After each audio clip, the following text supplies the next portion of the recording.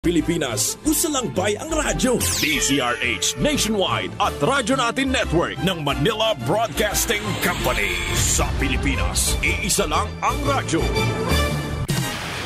Serving the Philippines. This is MBC Media Group's Radyo Natin Nationwide, a member of the KBP.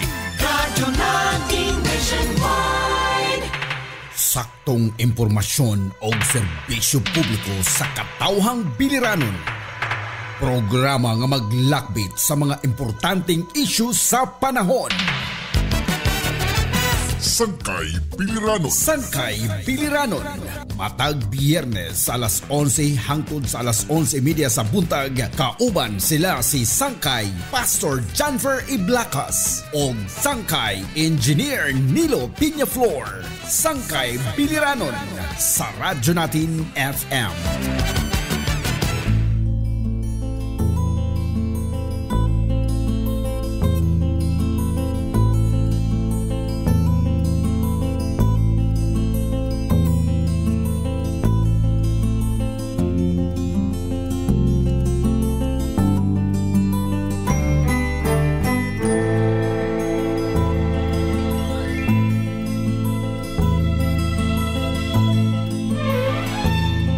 Nung isilang ka sa mundong ito, laking tuwa ng magulang mo, at ang kamay nila ang iyong ilaw.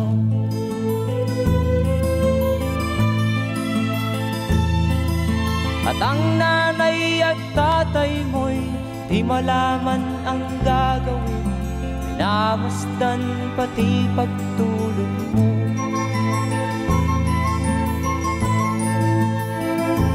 Sa gabi nagpupuyat ang iyong nanay sa pagtimpla ng gatas mo. At sa umaga na may kalong ka ng iyong amang tuwang-tuwa sa'yo.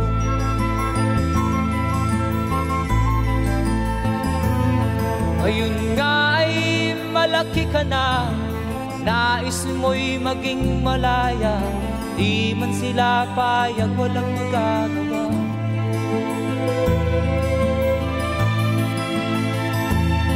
Ikaw nga ay biglang nagbago, naging matigas ang iyong ulo, at ang payo nila'y sinuway mo.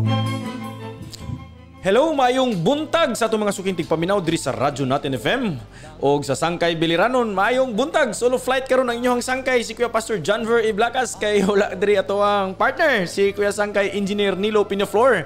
Nabisi kay siya sa pagtuman sa mandato sa gobyerno nga iyahang gitrabahuan ang provincial assessor diri sa Biliran. Kuya Nilo, asa mga karon? Ang Ginoo padayon magapanalangin kanimo. Ingat sa imuhang mga biyahe. Okay, gipahibalo na to ang atuang mga kasangkayan diha sa 2nd District.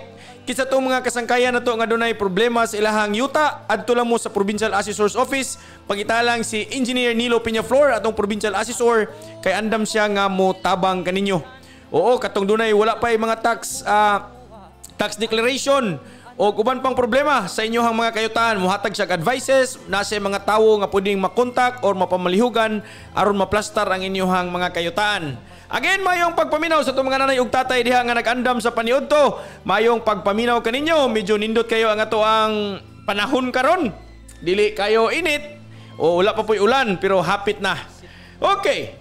Oo, diretso na ko og ato pa ding ipaabot ang atong pahasubo gikan sa Sangkay Biliranon ang sa family Almonte sa pagpanaw ni Brother Roger Almonte. Oo, sila si Ate Jingjing, si Pauline ug uban niya mga kaigsuonan. Atong hinumduman nga bisan pagkinsay mawala sa panimalay, ang Ginoo padayon magapanalangin kaninyo ug dili maundang ang plano sa Dios sa inyong kinabuhi. Ug ipasabot ang iyang mga amigo ug mga kaprintihan nga ang iyahang katapusan nga lamay karong Domingo sa Sabado sa gabi kay ang iyahang patinglawas ihatod sa Holy Cross karong umaabot nga Domingo sa hapon after sa lunch. So, gipabot na to again, gipabot na to itong pahasubo sa Almonte family. Okay, siguro mga kaigsunan na tingala mo nga nung lahi ang atoang sound karon sa atoang bedding sa atoang programang Sangkay Biliranon. Kay lagi ato mga niaging simana na medyo na bulagta ang diri lungsod sa Nabal o sa atoang Facebook page tungod aning mga kabataan nga nagsinumbagay nga mga babaye, mga estudyante. Grabe no? Nahinumdum ko sa kuang kabatanunan sa unang panahon nga medyo nakaagi-agi po tag inana nga kinabuhi. Pero salamat sa una kay wala pa man to'y video-video, wala pa man to'y mga tago-tago raman tong umuha sa una. Pero ato ning tagaan og dakong pagtagad kay lagi alarming na kayo ni siya. Gani gahapon nagstorya mi sa tuang mayor diri sa lungsod sa Naval, si Mayor Gretchen.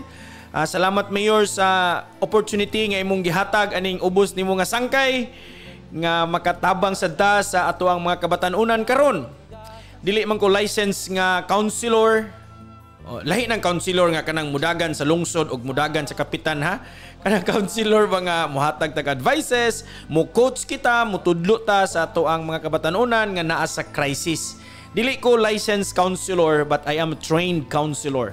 So gieskwelahan ako ni for 2 years katong during sa pandemic ug salamat sa Ginoo nga natagaan ta sa opportunity nga makatabang taning atong mga kabataan. Gibati ko kabalaka kay lagi ang akong anak naman pod nagtungha diha sa fisheries. Ato na ning isulti kay dayag naman is tanan nga dunay mga panghitabo nga ingon ani. Sa ako ang pagtuon og sa ako ang experience, kanang manggong mga batan-on nga mga inana, duna na sila yung mga dunay mga puntos nga dapat natong i-consider. Number 1, kanang gitawag og peer pressure. Ug imong tanawon ang maong video, dunay mga batan-on nga nakapalibot nila, mura sila UFC. Nga nagsinumbagay sila unya dunay mga nakapalibot nga mga batan-on nga pare-parehas nilang edad. Okay? Ang ilang mga kaubanan ba nga peer. Oh?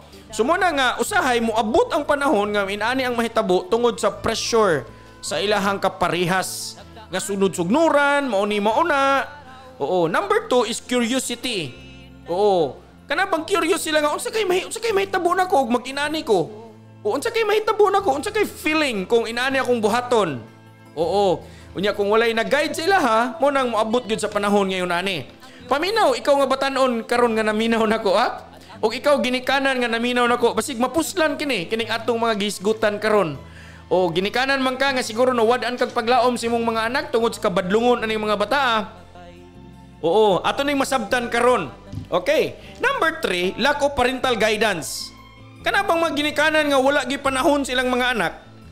Busy kayo sa trabaho, pag uli sa balay manok mo'y hapyuron or baso mo'y atimanon. Wa gi panahon sa ilahang mga anak or cellphone mo'y tuslokon. Ang mga bata po tuslok ra pog cellphone, wa gi istorya, wa gi communication nga nahitabo sulod sa panimalay. Oo, ang uban absentee parents.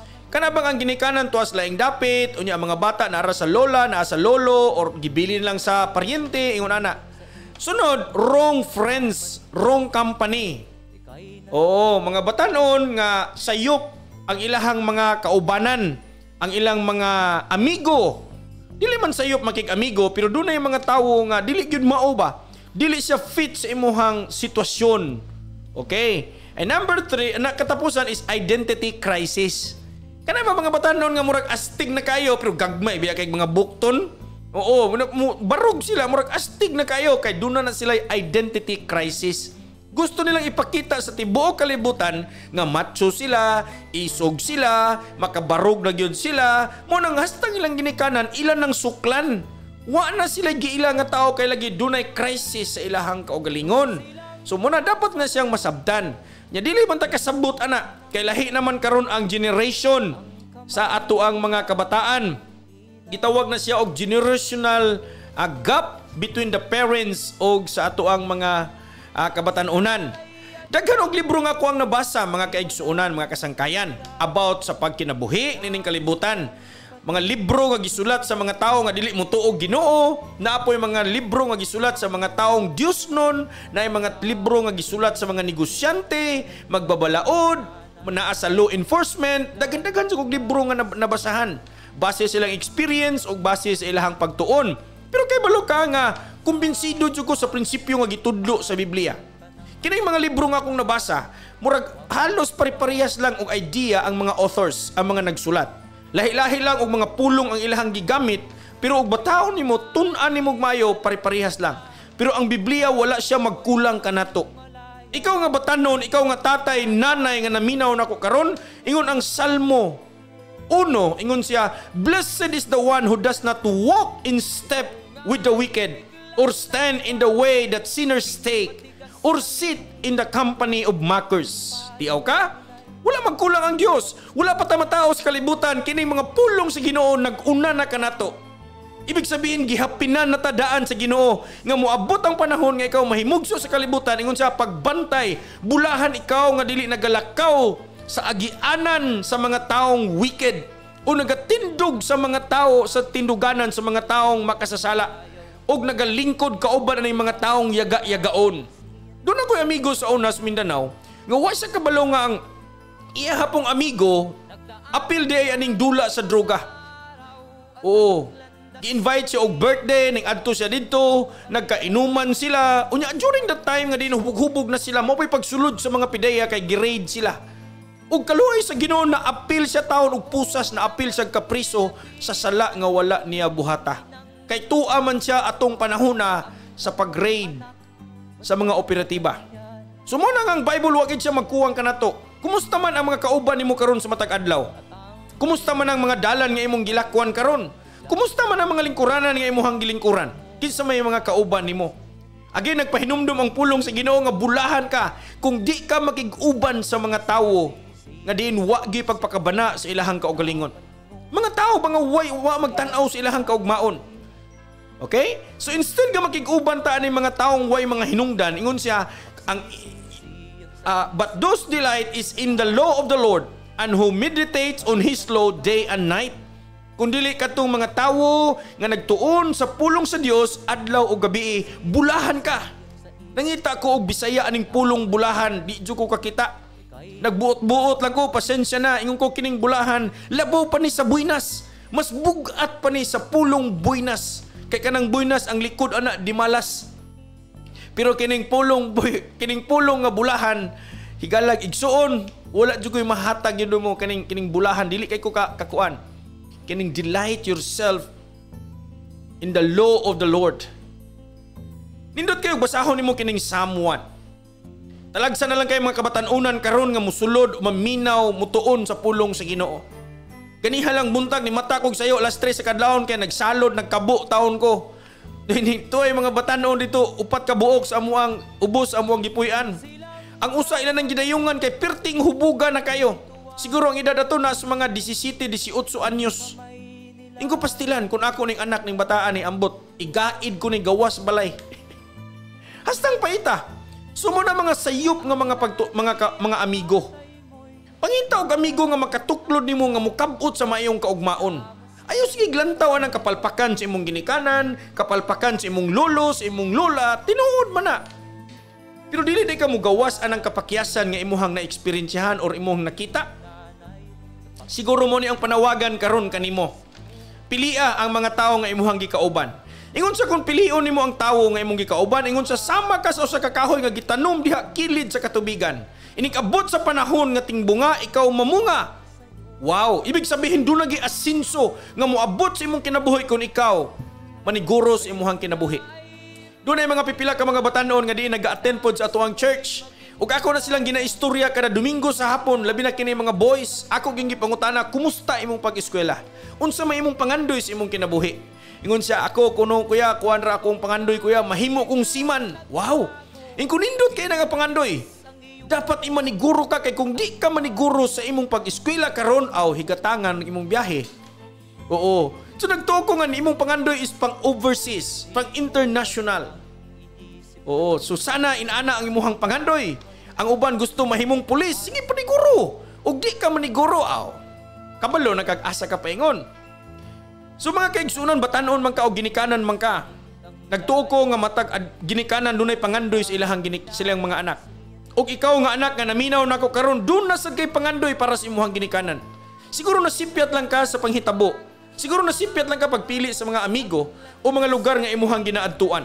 Karon nagapahinumdum ako kanimo, ingon ang pulong sa Dios bulahan ikaw kundi ka makig-uban aning mga tawo nga walay hinungdan nining kalibutana. Sa Efeso kapitulo 6 bersikulo 1, ingon si San Pablo, "Children, obey your parents in the Lord, for this is right." Wow! Children, obey your parents in the Lord, for this is right. Verse 2, ingon siya, "Honor your father and mother, which is the first commandment with a promise, so that it may go well with you, and that you may enjoy long life on earth." Sa mga batanon, prinsipyo ni nga gitudlo sa Dios kanato. Bisan pag unsay maabot nimo sa imong kinabuhi kung wa kay respeto sa imong ginikanan, walay grasya nga naghulat kanimo. Ang grasya, ang panalangin, nagasugod na diha sa imong pag-ilas imuhang nanay. Sa akong pangidaron karon atong niaging semana, anhi akong mama sa kuha from Manila. Gibisita ko niya, duha sa kasimana nag-spend diri sa kuha. Naanak ko yung anak. Pero nindot kayong feeling nga diin buhi pa ako ang inahan. Usahay ato ang ibaylo ato ang nanay sa itong mga barkada. Ibaylo na to atong ginikanan sa mga uyab. Bisan pag mawala ng imong uyab, pagkaugma manguyab kag tulo ka buok, kaya kay na nimo na. Pero kung mawala imong ginikanan, wa na ginikanan nga makuha nimo nining kalibutana. Kay usara gyud ang imuhang nanay, usara gyud imong tatay. Paminaw ang gitudlo ni San Pablo, "Children, obey your parents." Obey. Pero subo pa malandungon karon nga ang mga nanay o mga ginikanan ay nag-obey sa ilang mga bata. Tanawa sulod sa inyong balay kasi naghawid sa remote control sa inyong TV, di ba ang bata? Tanawa inig pangaon ninyo kasi magbuot og unsay suwa, di ba ang bata? Unsa may kanon nimo toy? Unsa may kanon nimo day, di ba? Nabaliktad na. Parents, obey your children na. Mao na nga usahay kitang mga ginikanan, kita rapod ang failure una. Mao na nga ato mga kabataan karon midako kining ilang ulo plus gibutangan pag mga balaodnon nga pabor kanila. Hello. Mayong pagpaminaw ka na tong tanan. O, naamang ko'y anak no, niya sahay makabunal man jud ko ani akong anak. Ulit tao na mas dako pa sa kuha. Doon na may experience among silingan, gibunalan niya iyang anak nga babae ning adto sa DSWD. Unya pag adto sa DSWD gi-recognize ang bata kay lagi minor de edad, niya gibunalan. Unya ang nanay gipatawag sa DSWD, hasta ang tatay gitawag, giimbestigahan, so na problema na nabangiog ang tibuok nilang pamilya. Akong giingnan akong anak, panahon nga masuko ko, panahon nga makabunal ko nimo, moadto gani kag DSWD, dad-a tanang sinina nimo. Dad-a tanang bado nimo, hatagan pa na kog kwarta ng taga DSWD. Kamoy atiman, kamoy pagpadako aning akong anak. Aron makita ninyo og unsay abilidad aning bataa. Mao na nga, mo ni ang hagit karon. Usahay pud wala mabalance kining ato mga balaod karon. Pabor kayo sa atong mga kabatanunan hangtod ni dako nang alang mga ulo.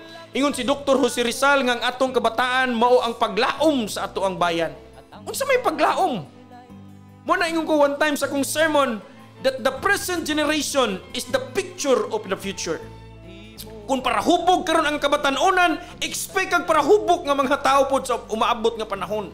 Kung mga barumbado nga batanon ang atong pagabuhion karon, moabot ang panahon barumbado pod ang mga tao.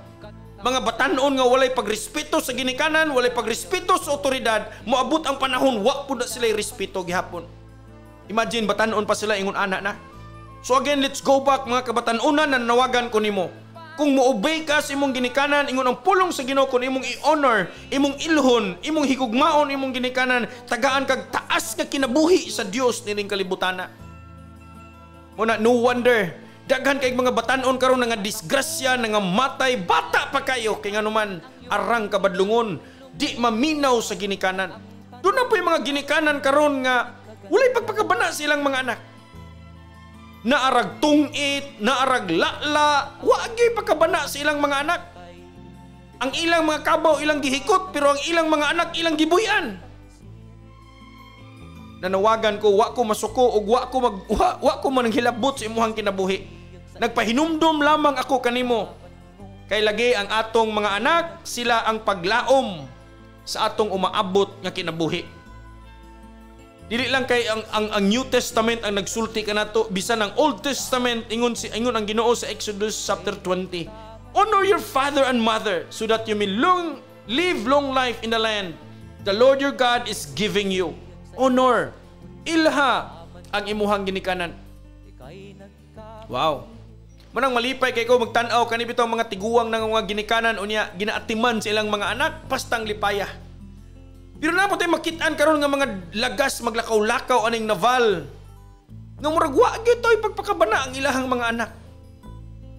Pastilan pagkaluuya kaayo. Again, mga kabataan, kung gusto ka grasya sa imong kinabuhi, tumana. I-apply, sunda o kung sa'y gisulti sa pulong sa Ginoo. Ingon ang Proverbs chapter 13 verse 20, sinuwat ni siya sa pinaka-bright nga hari sa unang panahon. Ingon siya, he who walks with wise men will be wise, but the companion of fools will be destroyed. Insakit sa tong nagalakaw o nagakinabuhi, kauban ang mga maalamon, magmaging maalamon po ning tawhana, kining bataa. Kaya mangutana kog balik, kinsa ba imong gikauban karon sa imong kinabuhi? Mga tao ba na nga makatuklod nimo sa mayong kaugmaon?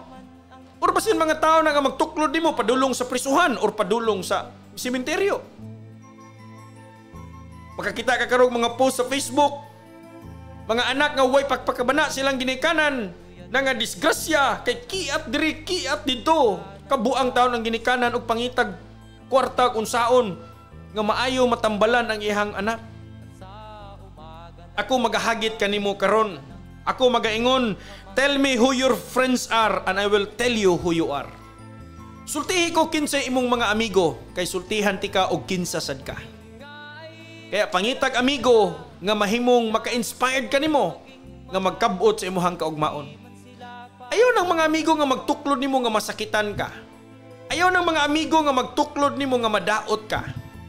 Kung dili pangitag amigo nga diin makatabang kanimo, maka-inspired kanimo, mga amigo nga dili sila perfect, pero andam silang muhilak panahon nga ikaw mapakyas.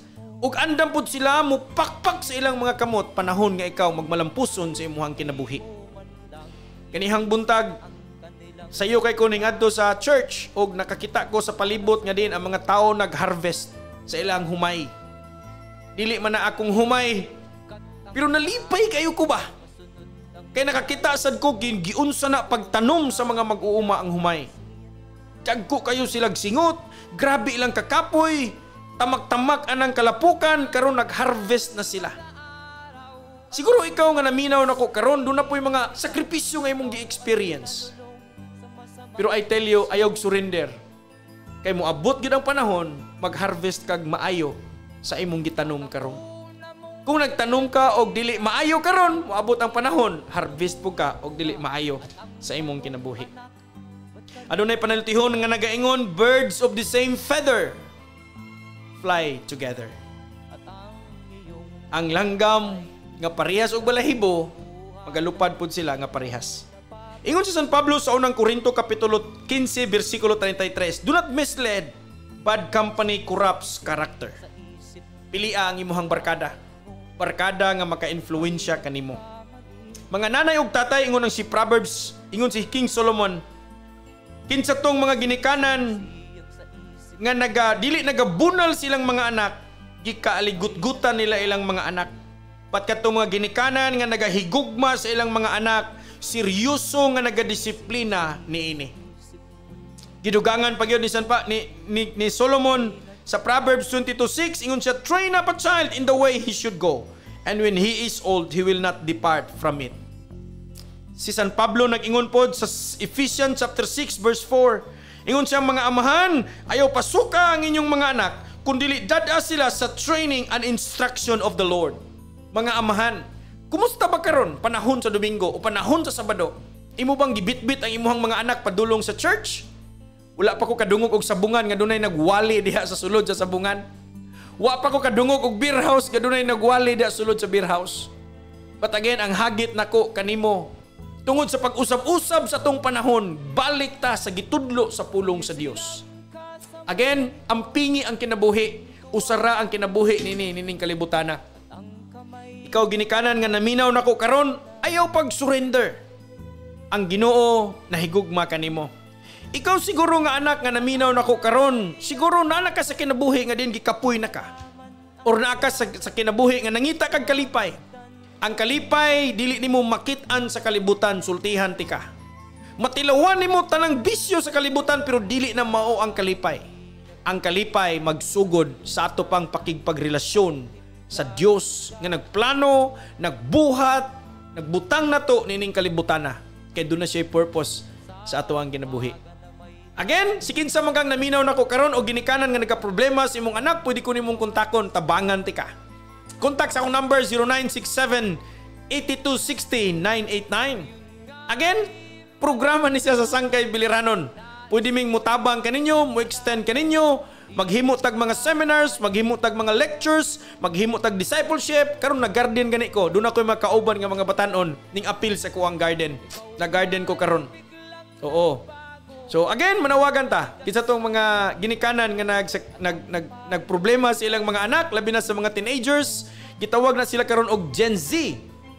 Oh, sunod Gen Z Alpha.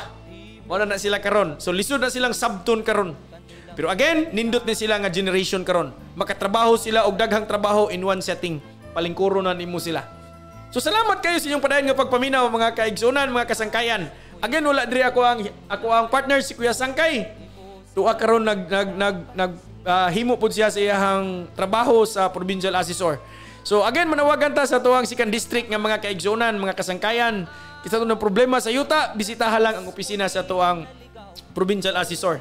Okay, akong pasalamatan na itong mga sponsors, ang Margie Grace Hardware and Supply o Gas Pro. Mayong pagpaminaw kaninyo, Backyard Brews Cafe, lamian nga ramen o spaghetti o guban pang mga pagkaon. Ato lang sa Karay-Karay Backyard Brews Cafe. O pwede po silang mo-deliver diha sa imuhang tugkaran, sa imong purtahan. Contact sa ilang hotline number 507-8399. 507-8399. Okay, kay ting fiesta na raba, adto lang sa Daily Meat Shop. Di na ka magurot-gurot sa imuhang karne, ipagurot according sa imuhang design.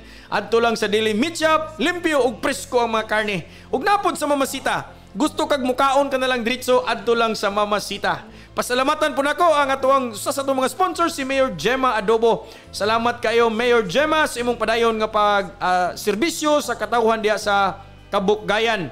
Mayor Gemma Adobo o Dujo Printing Shop and Sports Apparel. Gusto ka uniform sa inyong basketball at lang ang Dujo Printing Shop. BSGS Pharmacy. Oh, by the way, kasi itong ganahan o kanang pitbull, American Bully, at lang sa BSGS Pharmacy. Kontak lang. Okay, medisinang di kalidad, presyong makamasa, BSGS Pharmacy. MKB Builders and Supplies, mayong pagpaminaw kaninyo, care of Engineer Crimson Lumbab. MKB Builders and Supplies, mutabang sila, mutudlo sila, mutrabaho sila, mukonstruct sila sa imuhang building. Andikoy Piñaflor Family, may ever supportive nga sponsor. Andikoy Piñaflor Family, care of Engineer Ray Piñaflor. Mayong pagpaminaw kaninyo. Mana sayong Stephens, all the way from Australia.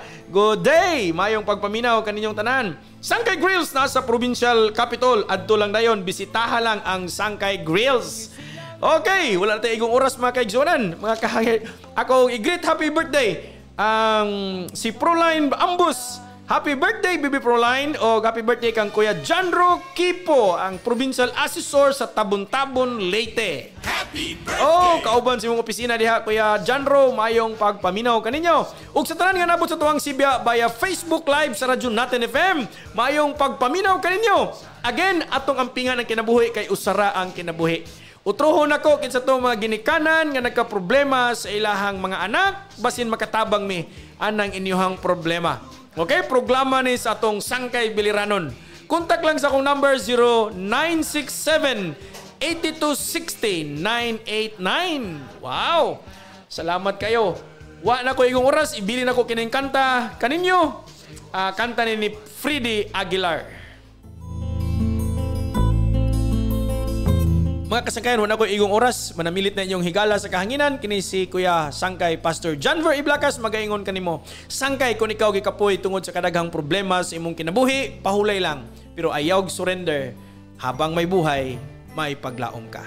God bless!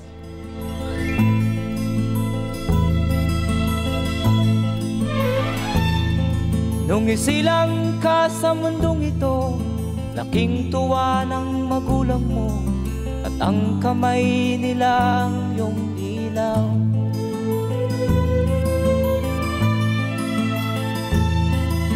At ang nanay at tatay mo'y di malaman ang gagawin, Namasdan pati pagtulog mo.